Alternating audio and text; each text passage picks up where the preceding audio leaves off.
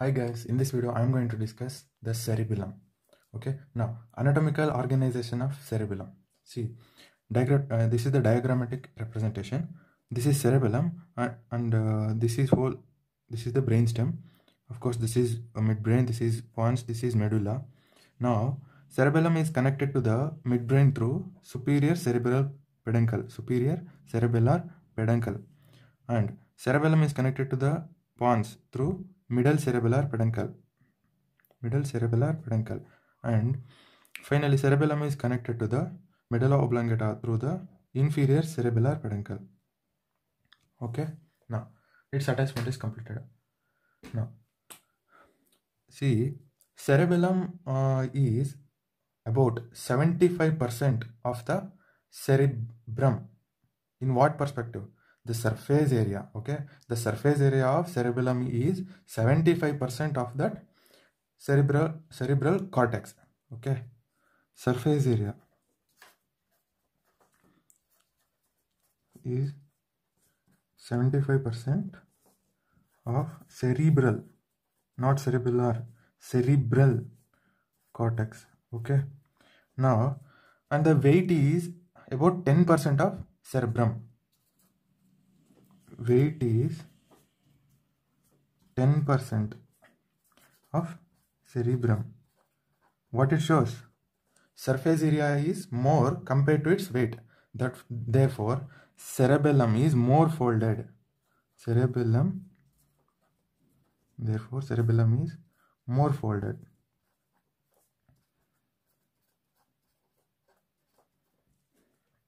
Now, anatomical organization is completed. Functional division of cerebellum. That is functional division.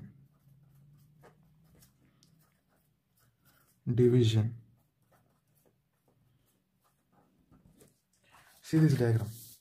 Here, this is called vermis. This longitudinal portion, and the portion of the cerebellum beside the vermis are called paravermal region. This is one paravermal, this is opposite side paravermal region. Paravermal region. Para means side. Paravermal, side of vermis region. And this is, okay, main cerebellar hemisphere. Cerebellar hemisphere. Okay, now this is the flocculonodular lobe. Okay, this is flocculonodular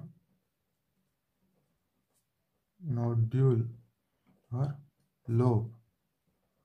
Okay, now functional division is both these two. Okay, the vermis and paravermal region. Okay, the vermis,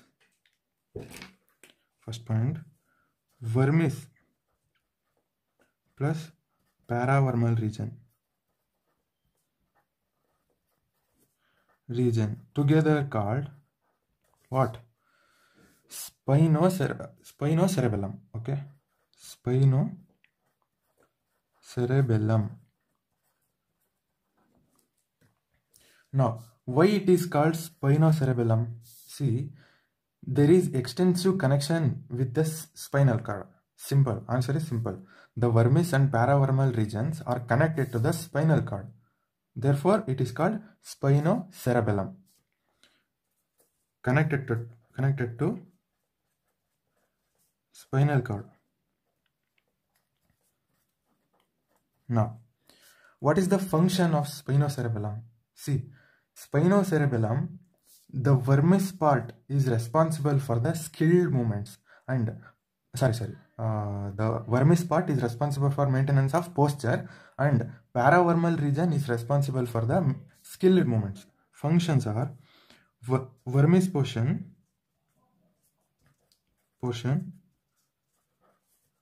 responsible for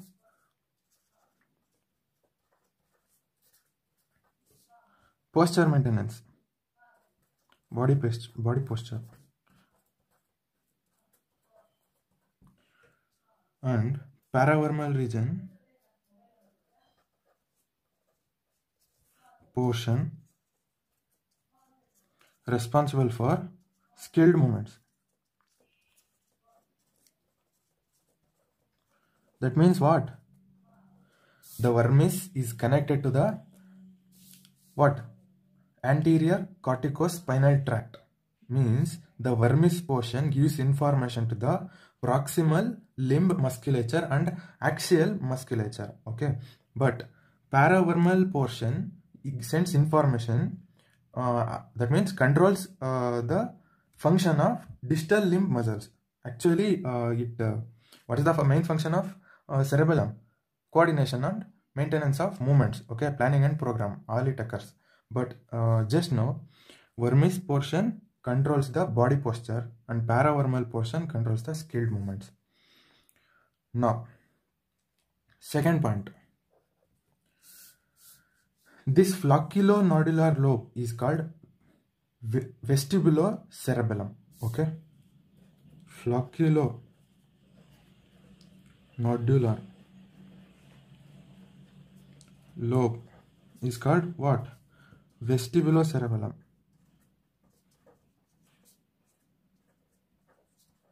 Because flocculonodular lobe, what is the reason behind this name? Because flocculonodular lobe is extensively connected with the vestibular nucleus.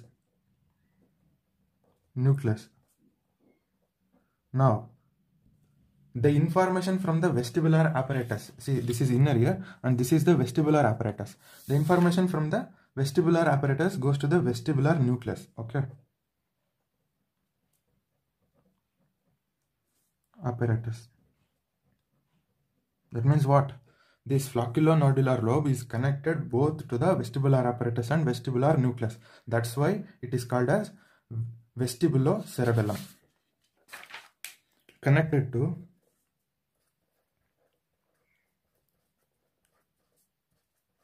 vestibular nucleus. It is reciprocally and extensively connected to vestibular nucleus and vestibular apparatus.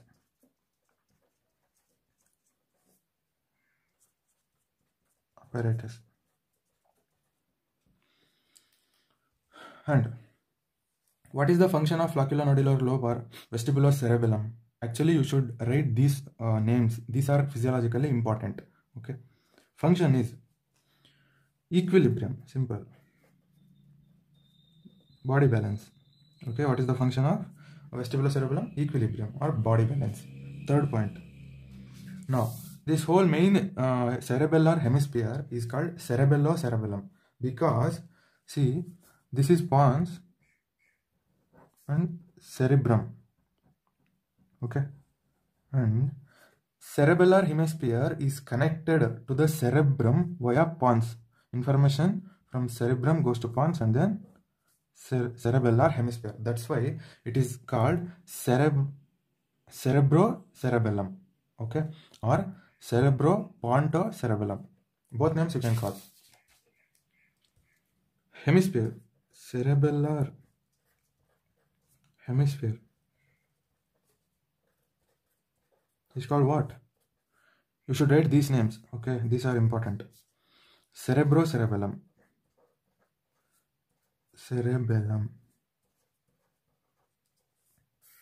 Connected to cerebrum. Simple.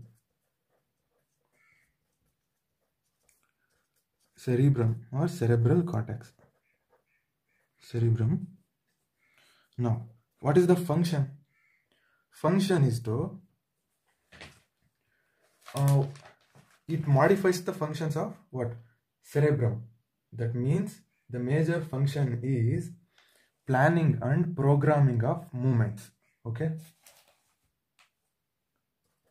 planning and programming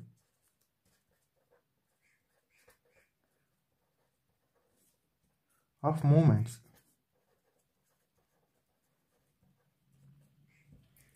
These three are the functional division of cerebellum. You should remember these three names and what are they actually. Okay, anatomical parts. Just now, phylogenetically, these three are called by another names. That is Spinocerebellum is called paleocerebellum because it is of middle age, and vestibulocerebellum is called archicerebellum because it is the oldest, and cerebrocerebellum is called neocerebellum because it is the latest. Functional histology of cerebellum. See, the whole cerebellum is divided into cerebellar cortex and deep cerebellar nuclei. Okay, outer cortex, inner nuclei. Now, outer cerebellar cortex and deep, it is present deep to the cerebellar cortex. Deep cerebellar nuclei. There are nuclei.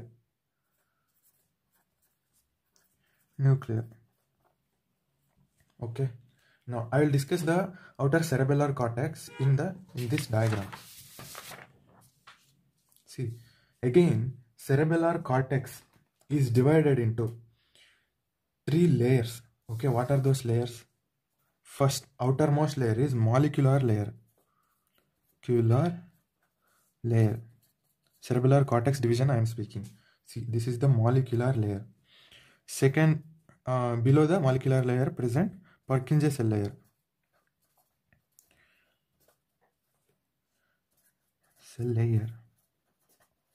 Next, third point, below the Purkinje layer, granular layer is present.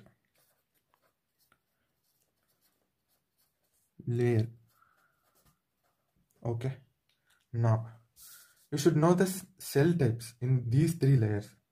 See, this is Purkinje cell. Okay. This is Purkinje cell. Okay. Purkinje cell is the largest neuron.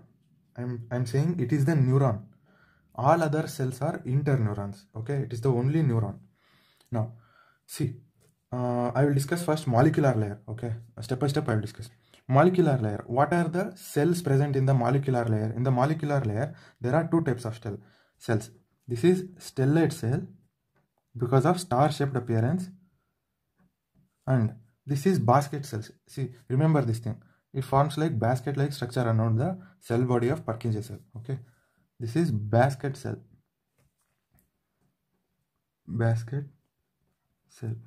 This is the molecular layer.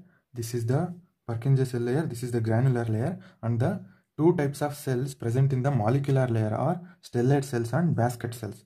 Come to the second layer. That is Purkinje layer. The only cells present in the Purkinje layers are, the name itself says, Purkinje cells. Now, granular layer. Here also there are 2 types of cells. One, granule cells. These are granule cells. And this is Golgi cells or Golgi cells, you can call it. This is the white matter, the innermost layer, and these 3 layers are included under cerebellar cortex. Now, see this first. What is the speciality of this Purkinje cell? See, it runs through all layers. Okay, it connects almost outer layer to the almost deep inner layer. Now, see, in the molecular layer, this granule cells reaches the molecular layer and forms parallel fibers. See, it runs along this pathway and divides into these 2 branches to form parallel fiber. These are parallel fibers. These are important. Remember, goes here and divides here and forms parallel fibers. Of course, this also.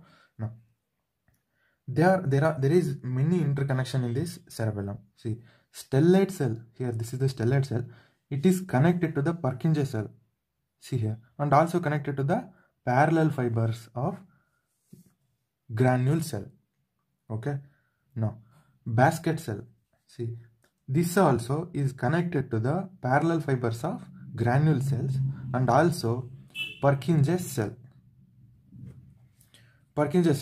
I told it runs almost all the layers. That's why it is connected to almost every cells.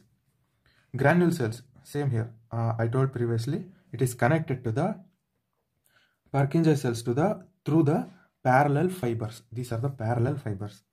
Now, Golgi cell is also connected to the parallel fibers of its companion, that is granule cells. See, Golgi cells and granule cells are present in the granular layer.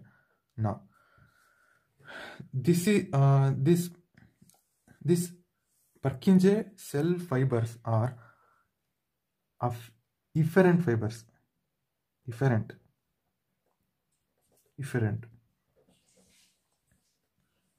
Okay, that means there should be, if this is the output, then there should be input also. What are those inputs? See, cerebellum uses two types of fibers to reach its input. What are those two roots or two fibers? Climbing fibers and mossy fibers. Just remember, this is universal. Climbing fibers projects to the Purkinje cell. Mossy fiber projects to the granule cell. In this whole functional histology, two main important essential things you should remember is climbing fiber project to the Purkinje cell, mossy fiber project to the granule cell. See here, this is climbing fiber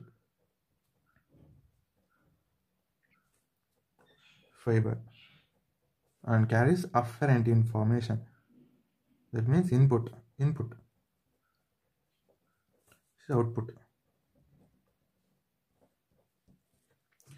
See here, climbing fibers are connected to the what? Purkinje cell.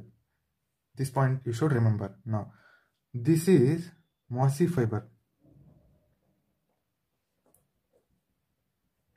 Of course, this also carries efferent information.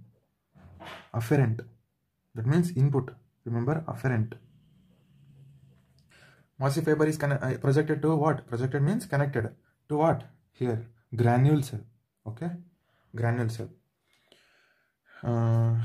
This completes the functional histology. Of course, the main two important you should know in this histology is climbing fibers connected to Purkinje cell, mossy fiber connected to the granule cells, and these are the layer. And the what are the cells present in particular layers you should remember. Stellate cells, basket cell present in molecular layer, Purkinje cell is present in Purkinje layer, Golgi cells and granule cells are present in granular layer. And this is the white matter, okay, deepest layer. In this portion, deep cerebellar nuclei are present. This is cortex, cerebellar cortex, and this is deep cerebellar nuclei. As I said, two layers completed. Now, what are you are thinking? What are those deep nuclei in the cerebellum? See, from this is the midline. This is the midline. This is the vermal region. Of course, this side also. And this is paravermal region. Of course, this side also. And this is the cerebral hemisphere region. Here also. Now, I said this is the midline. This is vermal region. This is paravermal region. This is cerebellar hemisphere region. Now, the nucleus you should remember in the vermal region. That is most medial part. The nucleus is vestigial nucleus. Present on both sides. Vestigial nucleus.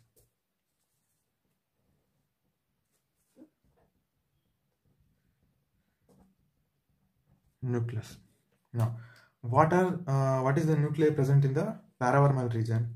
Actually, there are two nuclei present in the paravermal region. They are nucleus globosus or globose nucleus, and emboliform nucleus.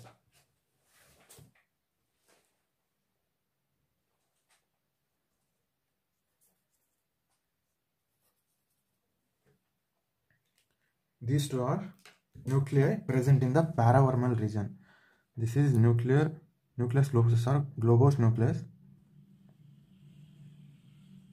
nucleus, and this is emboliform nucleus.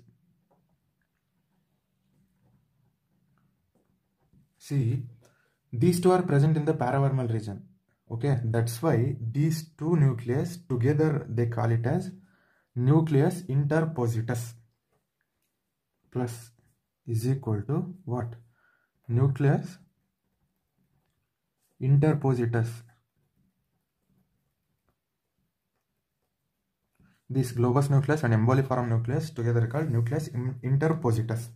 Now the last nucleus. Totally there are 4 deep cerebellar nuclei. Vestigial nucleus, globus nucleus, emboliform nucleus, and finally the dentate nucleus.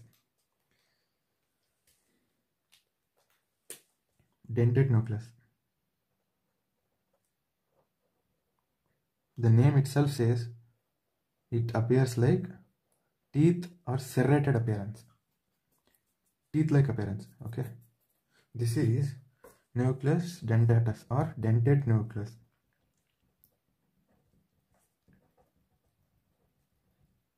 Okay. Now, this completes whole outer cerebellar cortex layer. I have discussed in this diagram. And the inner deep cerebellar nuclei, there are these 4 nuclei. In the vermal region, vestigial nucleus. In the paravermal region, globus and emboliform nucleus. In the last, what is that? Cerebellar hemisphere region, dentate nucleus. These 2 are called nucleus interpositus.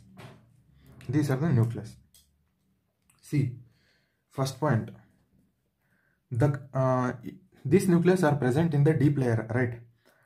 What covers the deep layer? Of course, cortex, cerebellar cortex. Therefore, the vermal portion of cerebellar cortex,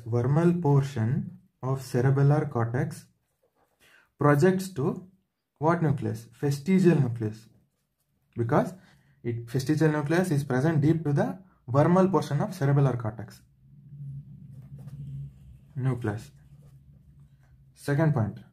Similarly, the globus nucleus and emboliform nucleus present deep to what portion?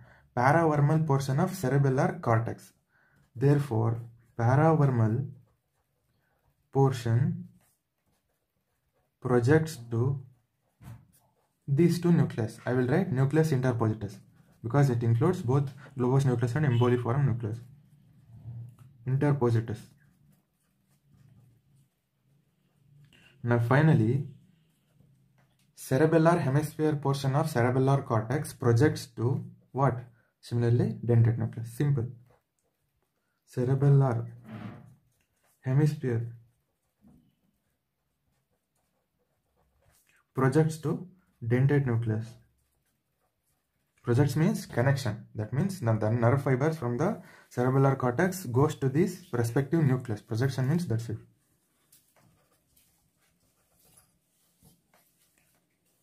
Projects.